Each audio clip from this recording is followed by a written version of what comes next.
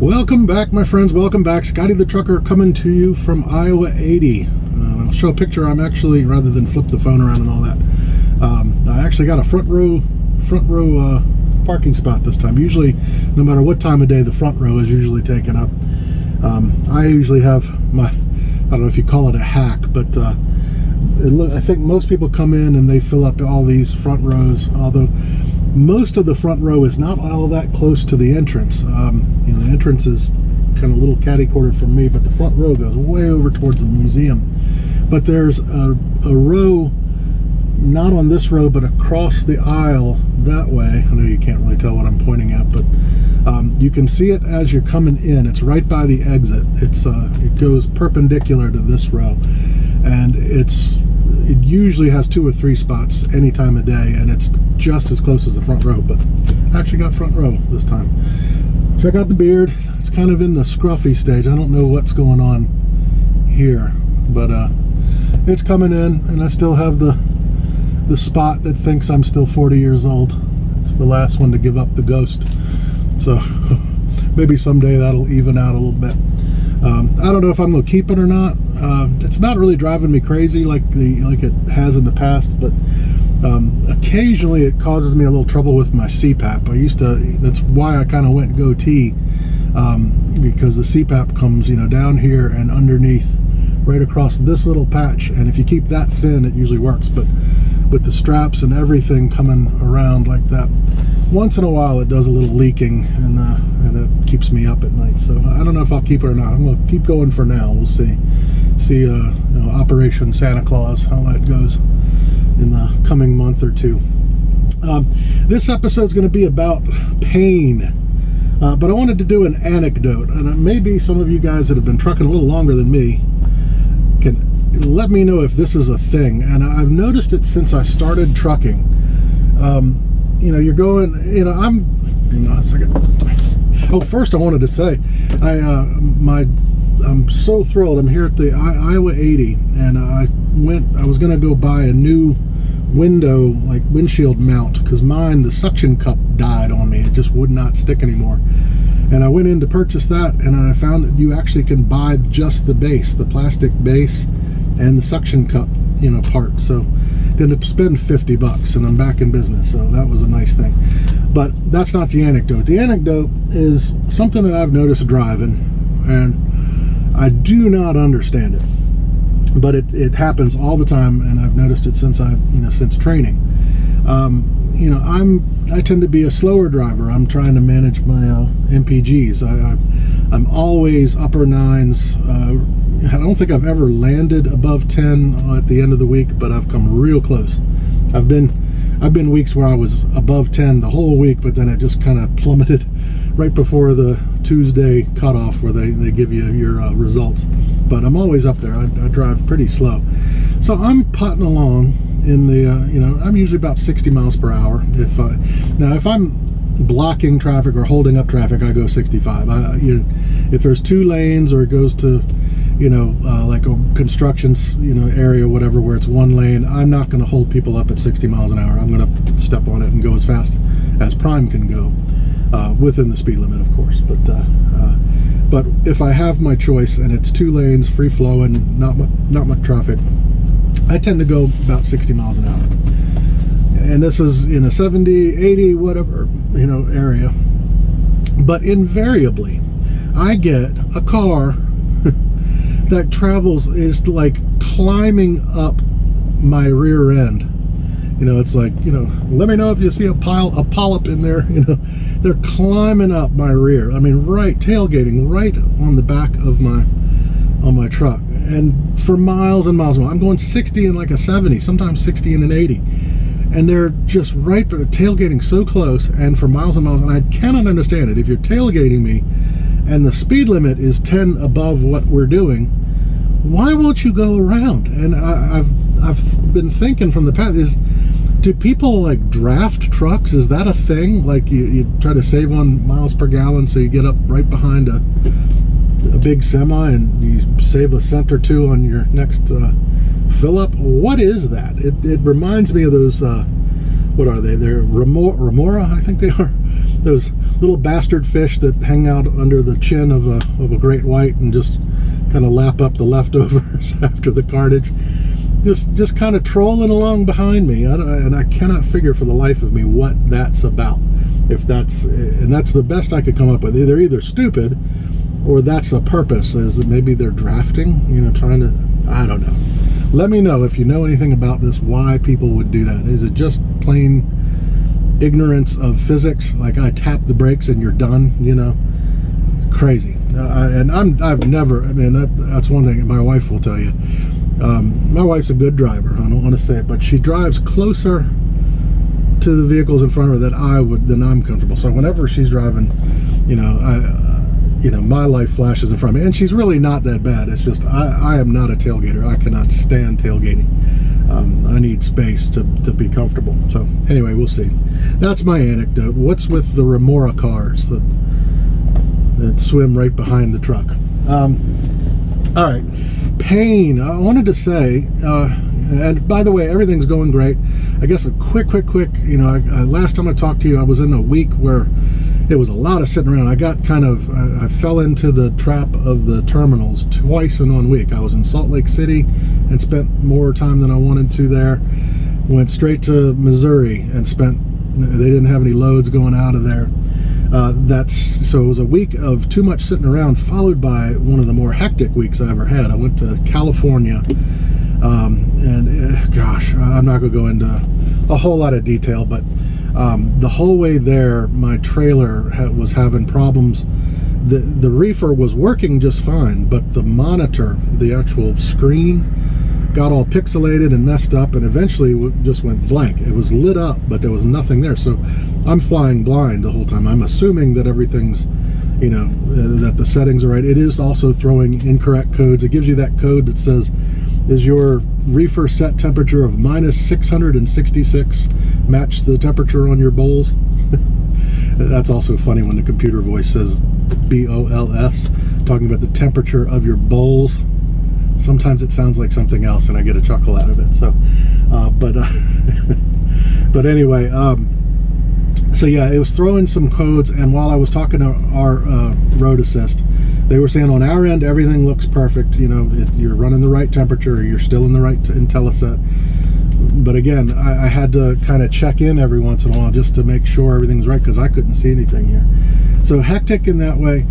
That one and the load before that, it's been a while. So, but every load was really tight on time. I got to everywhere I needed to go on time. Where this one in California dropped off, wouldn't you know it, there was an employee strike going on at this facility. So I drive up, and it's one of those that you park on the street and they bring you in one at a time. But the strike was going on. They were controlling the traffic. It wasn't just a, hey, I'm striking, boo-hoo, you don't have me to help you work in there. They weren't just doing that. They were actually, on the bad side, they were controlling the traffic in and out. They were letting one vehicle, not just truck, but employee cars, trucks, one vehicle in and one vehicle out. It seemed like maybe every 3 to 5 minutes or so they would strike and pace around, and then every once in a while they would let one in, and then they'd strike again, and a few minutes later they'd let one out. So I went in eventually, and they unloaded me immediately, but then I got in a line and I couldn't even leave the place for 2 hours because they were letting, like I said, letting one in and one out every 3 to 5 minutes, and it just took forever. From there, I had to take the trailer, and I'm going into more detail than I intended to, but I had to take the trailer to a place to get it worked on. So that wasn't too big a deal. There was one close to this. This is all in the Riverside, Anaheim area, which, by the way, Jim B, not to be confused with Jim C, Jim B, if you are still a subscriber, still watching these videos, I wanted to let you know that I was intending to send you a DM in Discord and let you know I was in the area, but this was so hectic, there was really no sitting around anywhere. So I was planning, there's a casino there right around Riverside, California, which is where I was, and I was going to park there and try to contact you, because I know a couple times back you know, when I was around there, you would ask me to hit you up. So I was going to, it just didn't work out. So Jim B, if you are still watching, sorry about that. Maybe next time. By the way, to everybody else, Jim B is one that subscriber that was, he might have been in my first 50. He was way back when, and has been, you know, real interactive since the beginning, real supportive and everything. So anyway, hopefully someday. Let's see. Okay. Yeah. Oh, dropped off the trailer, and then I was low on hours, and they let me stay bobtail in their parking lot. The next morning, I had gotten a call to go get an empty in Anaheim. It was a place pretty close to Disneyland. And anyway, I go through, if any of you know this area, oh my God, the traffic is horrendous. So I go 45 minutes west into Anaheim, like I said, right by Disneyland. And as soon as I go in, they say no empties. The guy didn't speak hardly any English except that. I don't know if that meant that they don't have any empties, or they don't give empties to people that don't come in with the load. Didn't matter. It meant no empties. So I crisscrossed back and ended up, the next place they gave me to go find an empty happened to be like 10 miles from where I spent the night at that reefer repair place. Just crisscrossing California. Fun. All right, moving on. So yeah, hectic week. Nothing bad happened really. Since then, let's see. I had a Chicago run. I got to go home. I might do an episode. One thing I don't think I've ever mentioned to those of you that are thinking of coming out here, something that's, you know, worth thinking about. I'll go into more detail about it later. Not that there's much detail to talk about, but the unplanned stopover at the house. I actually got to spend, not Thanksgiving, but the day after Thanksgiving, a few hours. It just, all the stars aligned.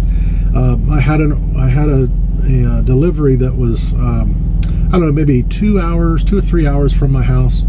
That wasn't close enough, but the next load after I delivered there had me going past the house, you know, for the next one, which is this run that I'm on right now, to pick up in, actually, Smithfield, close to where I live. So I actually had a moment, you know, and I've got a parking space that I pay for about 5 minutes outside of my town.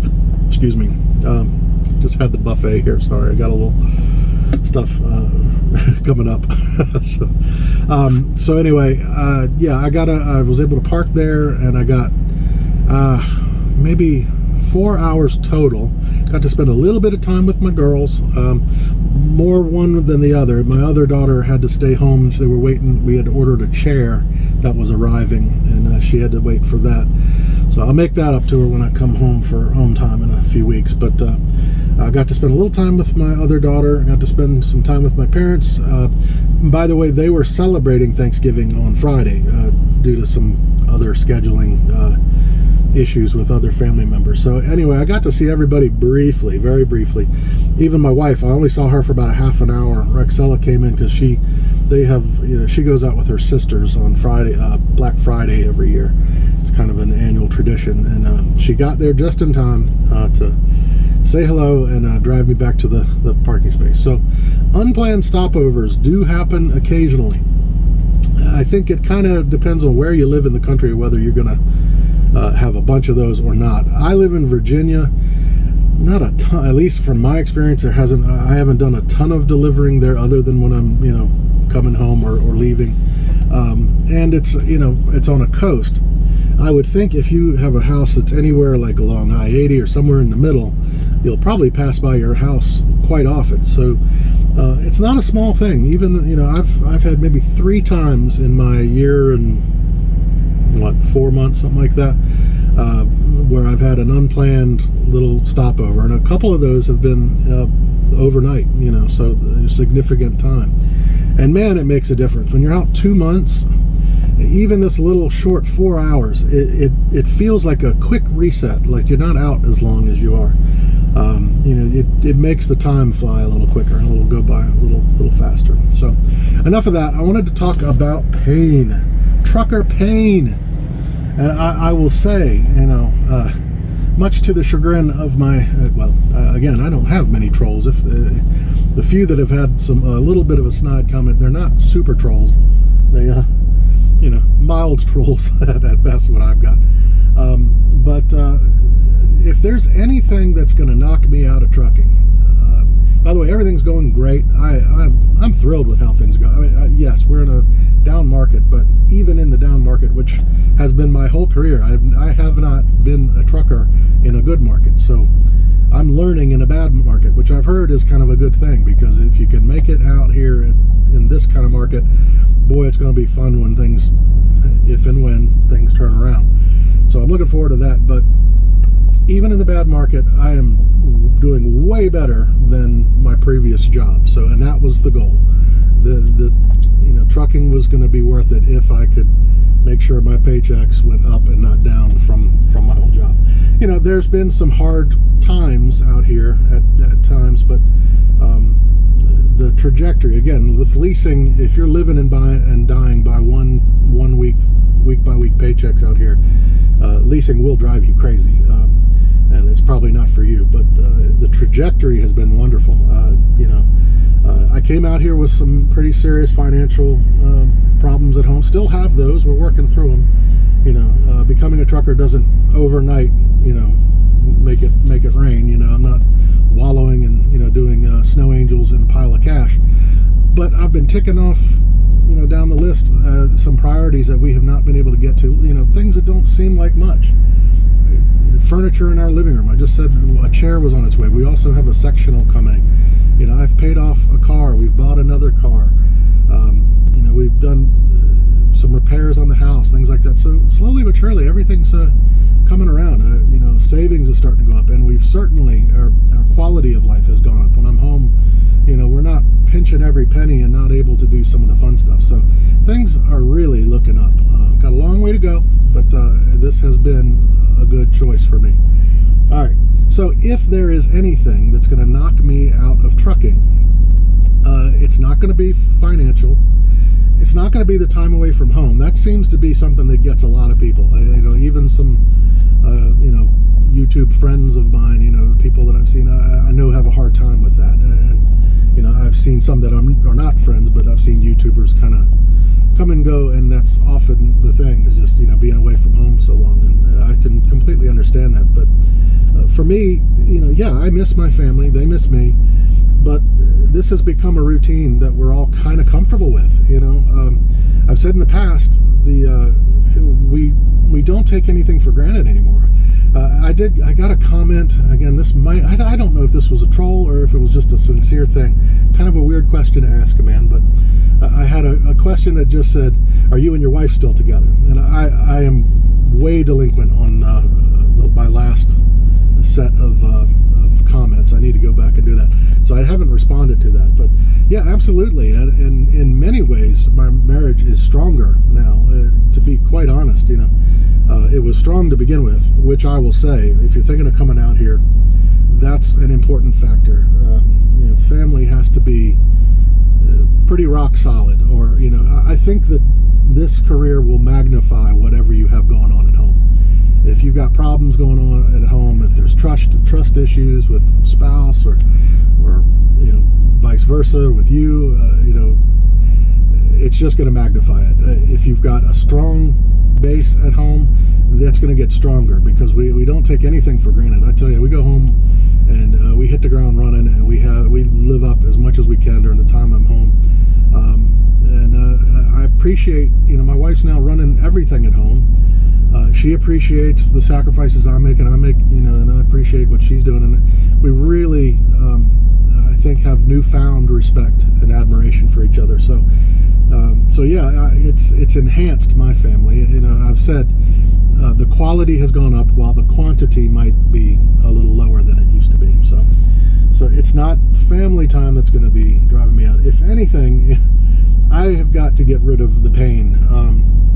And it's not lost to me. I know the root cause of all of it is weight, and I am losing weight still, not as fast as I was during my training. For those of you who didn't know, I lost 70 pounds in PSD and TNT. Once I came back out on the road solo, it went up a little bit. I think I gained over 2 or 3 months. I think I gained 10 to 12 pounds, something like that. And now I'm losing again, but much slower. But that's what counts. I'm not in a hurry. I just need to make sure that the trajectory is down and not up.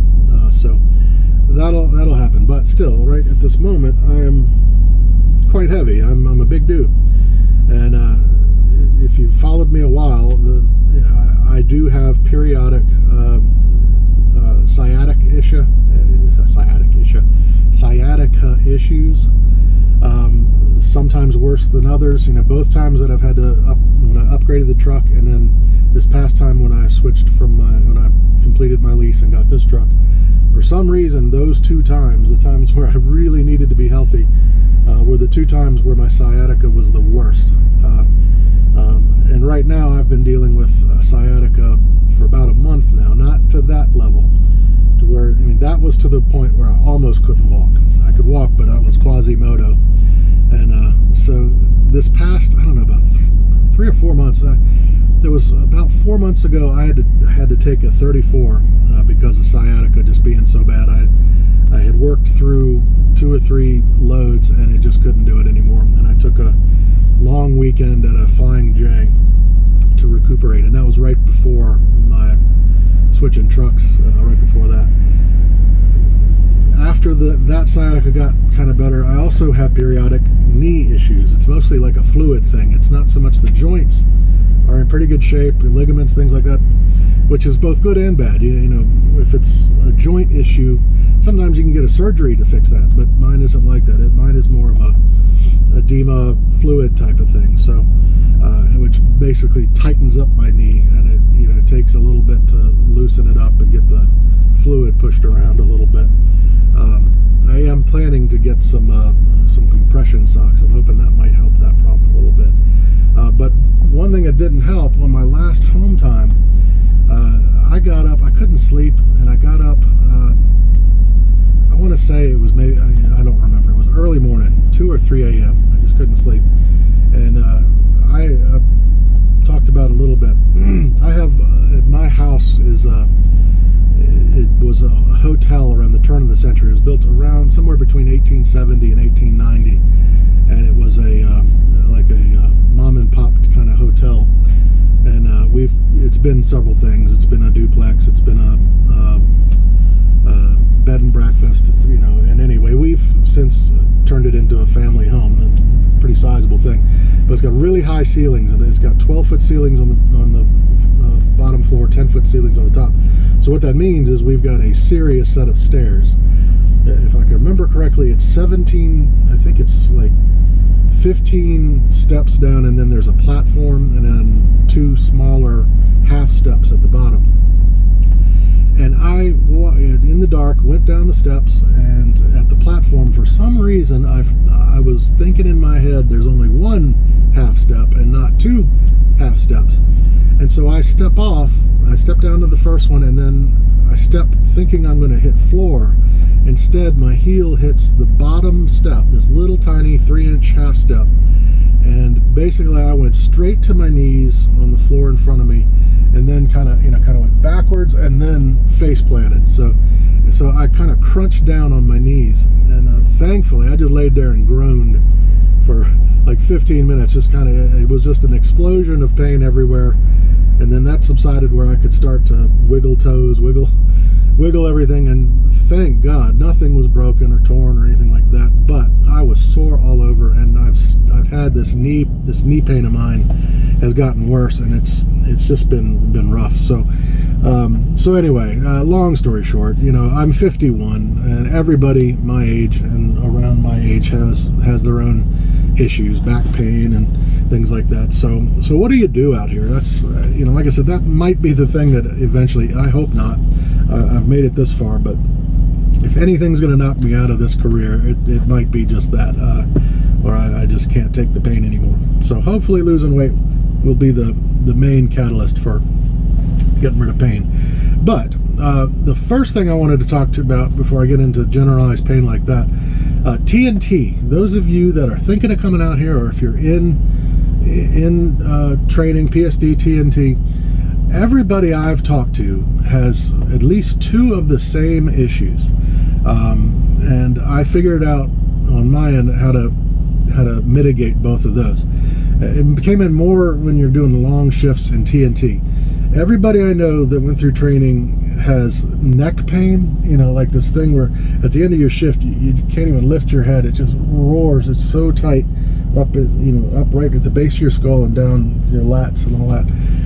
And what I found causes that, and every new driver seems to have this, and what I think it is, it coincides with the phenomenon also known to new truckers, is that for some reason, and I did it too, you want to jack this seat up all the way to the ceiling, so you're riding super high. I know Lyle has joked about it. I think I think it was his, I think he said this, but I remember, and this I laughed out loud on this one. He had talked about his trainee sitting so high up that he could see the curvature of the earth. But anyway, that is a phenomenon. I think it's just you have a feeling like you can see more, if you're up a few inches higher.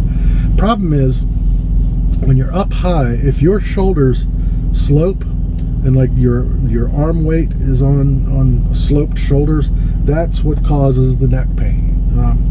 So the fix for that is to jack your seat down and bring your steering wheel up as high as it'll go and close, so you're more you're more like this. It's a relaxed shoulder as opposed to sloped shoulders. When you're up high and kind of getting to the steering wheel, you have to slope your shoulders. That's what'll drive your shoulders crazy. The other issue, I don't know if it's everybody, but it was common. Just about anybody I spoke to had this ass pain. It's not like underneath you, but it's more like top of crack area, I guess we'll say. I won't try not to be too vulgar about it, but it's like below your lower back, I guess is the best thing to say, right where the meat begins, I guess. And what I found with that, and in Eric's truck, he had the purple pad or seat pad or whatever, and that didn't fix the pain, and frankly I didn't like it too much. It feels like you're sitting in a puddle of jelly. It's just kind of squishy feeling, so I didn't end up using that very long. It didn't fix this issue. And then my trainer had, I think he had the purple also. I didn't even bother with that. When I was in my first few months of solo, I bought the one you'll see in most truck stops. It's actually shaped like an ass. I showed it in one of my videos. It's a kind of a memory foam type of thing. It's shaped like a butt. I thought that might do it, and it did subside the pain a little bit, but it was, since it was memory foam, it just kind of crushed down to nothing. Even got a little punchy under you, and it just caused a lot of discomfort, just in the pad itself. So I ended up scrapping that. And what I will say on that one is, I think it's just one of those things that it's one of those things you kind of outgrow as a trucker. You sit in the seat all the time, it just goes away. Whatever. It's not calluses or anything, but I guess your butt toughens up a little bit over time. I just go plain seat, and I don't have any issues with it. And those of you that had it, you'll know this was no small pain. After a few hours of driving, I would kind of raise up in the seat, and that's when it would hurt all the time. But when you raised up out of the seat and it just kind of all of a sudden relaxed, that was agony. It was just like, So no small bit of pain and discomfort. So that one I can just say, just stick with it. Whatever pad you like, I think probably will be fine. Eventually it's gonna go away. So those are 2 of the new trucker pains that I remember. Now, as far as sciatica goes, I'll tell you my regimen, and this isn't exclusive to trucks, truckers. This can work at home if you're not a trucker, but of course the go-to is your ibuprofen, which I keep very close at hand.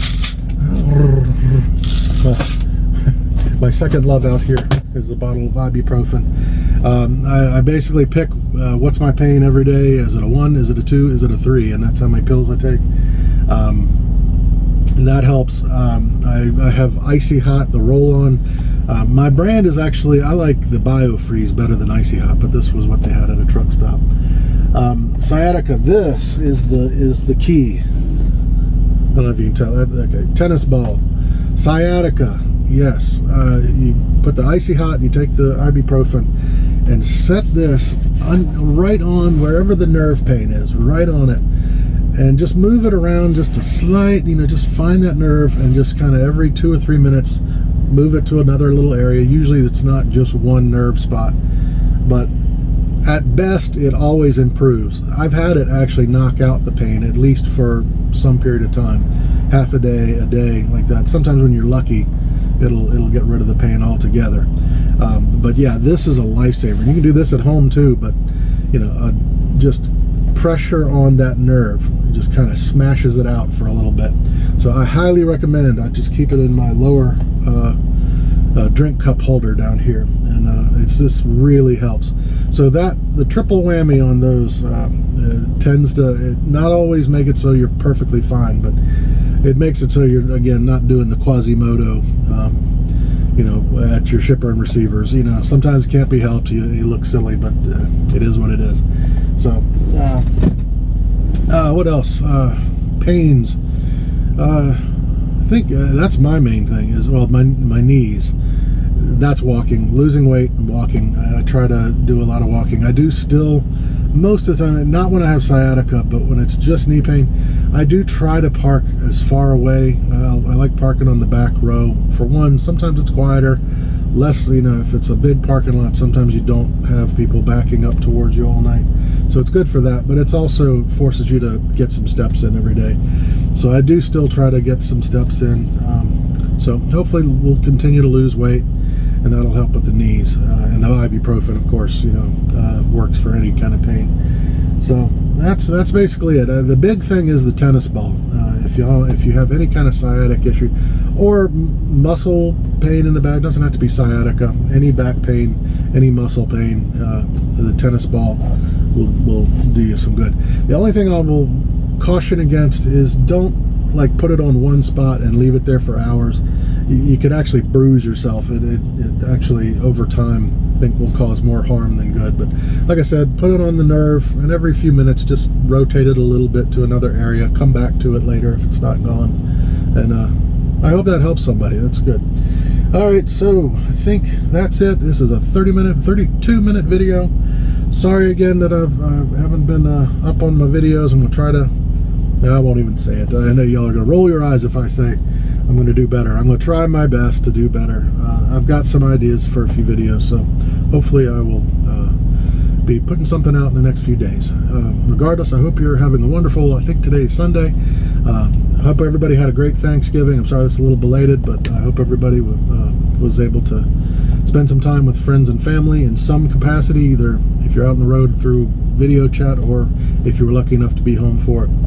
I hope you had a good holiday. So, all right, guys, I hope you're well, and I'll talk to you soon. Bye-bye.